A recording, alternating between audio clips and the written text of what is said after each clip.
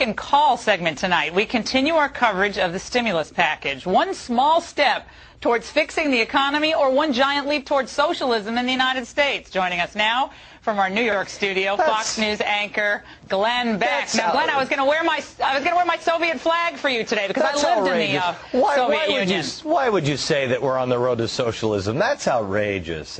Fear mongering. Yeah, well, I know it's not really with the spirit of the Globama, but you know, tell us which 5-year plan is this more like? The first one in 1928 or the last one in 1991, I think, or 5? Let me tell you something. I think that we are in deep, deep trouble on several fronts. Not only is socialism being shoved down our throats, and it is being done. I actually heard, I don't remember which secretary it was today, not the one sitting right outside of his office, saying, we don't have time to think and discuss this.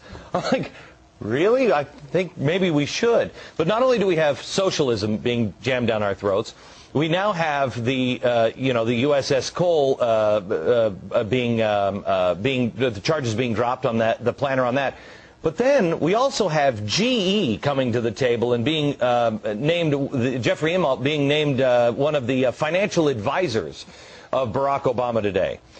A lot of people will say, wait a minute, didn't they drop their stock 68%? But what's worse, Laura, as you know, go ahead. They own everything. They've got MSNBC, NBC, CNBC. Well, that's nothing, but that's okay. You know, you're controlling an awful lot of the news and financial information and entertainment and Universal. Then you've also, here's another thing I really love. You also have aircraft jet engines. You have financial.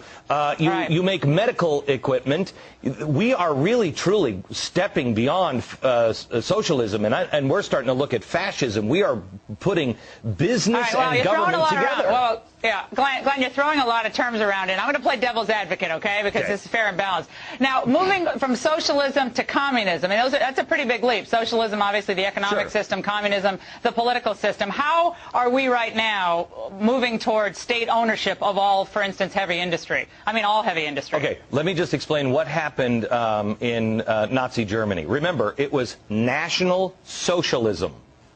We're talking now about nationalizing the banks. And we're also putting in socialized programs, National Socialism. At first in Nazi Germany, everybody was so panicked, they were so freaked. Remember, don't take any time to think about it. We just got to do. At first, all the big companies and the big capitalists in Germany said, oh, thank goodness there's a savior. Okay, great, we'll do that. Yes. It didn't take too long before, like here in America, now Goldman Sachs, they started to see the writing on the wall and went, whoa, you guys are getting out of control here. What are you guys doing? And they couldn't get out of it fast enough. Unfortunately for those in Germany, you could never go back. I don't know if this is the system that we're headed towards or not, where they're not going to let you out. But let me tell you something. I don't want to play this game. This is becoming extraordinarily dangerous.